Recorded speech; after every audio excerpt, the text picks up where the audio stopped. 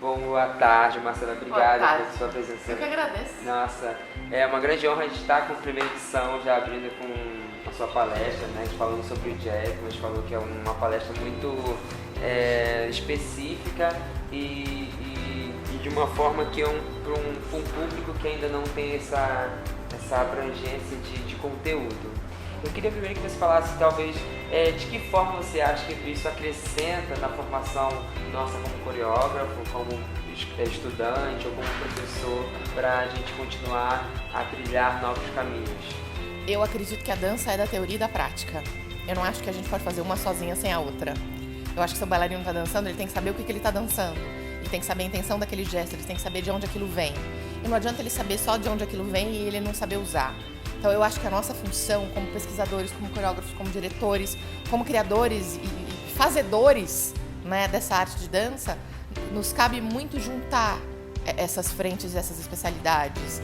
Então, quando eu vejo um evento que preocupa muito em criar, em ter espaço para a palavra, para o texto, em pensar a teoria, em pensar a prática, eu acho que ele já nasce certo, com uma proposta certa, né? Porque a gente tem que pensar em educação e a gente tem que pensar em formação. E se a gente não une essas duas ideias, a gente vai ficar manco em algum momento, né? Porque a gente pode ter bailarinos incríveis que dançam maravilhosamente, mas o que eles estão fazendo? Qual é o sentido disso? E a gente está numa era de sentidos, de propósitos, né? De ideias e de saber o que a gente está fazendo. Que dança é essa? De onde ela vem? E o mais legal também, que me interessou muito nessa sua questão da palestra, de falar de transformação. No dias de hoje, a transformação são cada vez mais rápida, a nossa dança está cada vez mais veloz, e a gente viu o jazz está sendo atropelado, mas ao mesmo tempo ele fica numa linguagem, a gente meio que fica perdido no meio de um cotidiano de hoje. Então, o que talvez a gente possa alertar para... É uma da grande bandeira que a gente levanta, né? Dessa transformação diária. Eu costumo dizer que o jazz está vivo e sobrevive no corpo de quem faz. De quem faz essa dança. Nós não vamos mais fazer uma dança como da década de 80 se a gente não se propuser a fazer a movimentação da década de 80. Né? Nós não vamos fazer uma dança como a década de 50, não estamos mais nela se a gente não se propuser a fazer a dança da década de 50. Hoje o nosso corpo é outro, ele é movido por outras coisas, nós somos influenciados por outras coisas. Tem tecnologia, tem tudo misturado nesse universo. Então a nossa dança se modificou, não só o jazz, o balé clássico, o hip hop, o sapateado, a dança contemporânea, a gente sofre influência de outros lugares. E isso modifica a nossa forma de ver, de agir, de pensar a dança. Então a gente tem que dizer, o jazz se modificou ou o jazz se transformou, tudo se modifica e tudo se transforma. Né? A gente vai continuar mudando. O que nos cabe é entender a linguagem, entender a história, entender a técnica, entender a metodologia, para que quando um trabalho apareça na nossa frente, a gente fale, ok, isso é jazz, influenciado por isso, isso e isso, referências da década de 70, com um movimento, assim, a gente precisa dessa referência corporal, imagética, histórica, para poder saber do que a gente está falando. Sempre vai mudar. Sempre vai mudar. Balé clássico, a gente não é, né? Temos ombro, temos quadril, não somos iguais às russas. O nosso balé vai ser diferente, por mais que a gente faça a mesma variação, a mesma coisa. Então, não nos peçam aquilo que não podemos dar hoje. Não podemos fazer um jazz como o da década de 70. Podemos fazer a mesma movimentação, mas o corpo é outro e a dança vai ser outra. E falando um pouco de comunicação também, o que você acha de como é representada essa comunicação através da dança? Porque muitas vezes, como você falou, a gente precisa sim pensar no teórico e no prático, mas a gente vê que é muito escasso isso dentro da própria escola, dentro da própria direção, dentro do próprio professor, que na verdade não trata isso como um programa curricular, como um programa educativo, que na verdade aquela pessoa ali, aquela formação da criança ou do adolescente, ele não é somente para o palco, é para a vida. Então assim, como é que você nos abre essa porta, que já que você é uma jornalista também que trabalha com comunicação, sim, como a gente pode defender isso através da dança? Eu acho que quanto mais pessoas estiverem falando de dança, escrevendo sobre dança, em quaisquer plataformas que existam, a dança ganha. A gente tem que filtrar essas informações, claro, mas quanto mais gente a gente estiver pensando dança e falando de dança, mais gente estudando, mais cursos da universidade, mais gente publicando, mais espaços a dança ganha. E quanto mais espaços a gente tiver para poder falar de dança, o nosso mercado cresce e se fortalece. É uma forma de comunicação.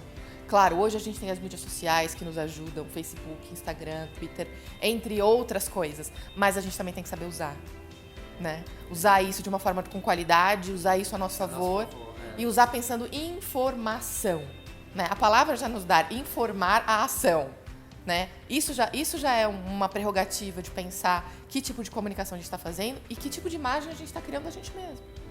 Porque eu costumo dizer que você é a sua dança, né? Você é o seu cartão de visita. Aquilo que você faz e como você age reflete quem você é. Isso reflete a sua forma de pensar a vida e de pensar a dança, né? Não dá para separar muito. Eu acho que seria o ideal dos mundos, se as escolas tivessem história da dança. E que esses alunos e essas crianças fossem um pouco mais preparadas para poder pensar a dança. Mas para poder pensar teatro, para poder pensar artes plásticas, para poder pensar literatura, para poder ver dança, para poder ver ópera, para poder ver musical, ver cinema, né? Para ter senso crítico e para que a gente entenda que crítica é diferente de gosto. Exato. Né? Na verdade, a proposta do Move Rio é exatamente quebrar todas essas barreiras. Hoje a gente está falando de jazz aqui, mas está tendo workshops de aula de canto, ontem teve aula de acrobacia e tipo assim, então eu acho que você conectada nesse mundo global de hoje é fazer que o corpo é movimento. É movimento, é multiplicidade, é um monte de linguagem juntas, falando e fazendo aquilo que a gente sabe fazer e que a gente mais gosta. E eu acho que a iniciativa de criar um evento no Rio de Janeiro, com a dificuldade toda, burocrática, política, analítica de todas as suas instâncias, ter público para isso é uma vitória e eu acho que o Move Rio já deu certo. De verdade, assim. Porque existe um pensamento qualificado e preparado para preparar um cenário e para pensar a educação. Para pensar a arte e educação. Quando você me fala, eu vou na Cuxig e falo para as crianças, calma, é educação, é um projeto educativo, né? Que pensa a dança em todas as suas instâncias, na palavra, no texto, né? O movimento que vai para a cena, em todos os lugares.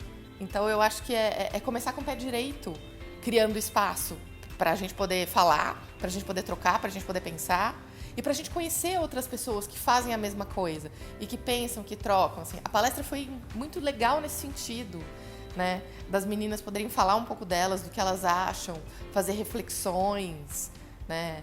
Trazer outro tipo de assunto, cruzar. Quando elas começam a cruzar as informações, eu acho que falar é isso, né? Cruzou, tá pensando, conectou, ficou alguma coisa, né? E o quiz do final foi super divertido, é uma brincadeira, mas, né, assim, você tá comigo? Você tá conectado comigo? Você tá entendendo de que lugar que a gente tá falando, né?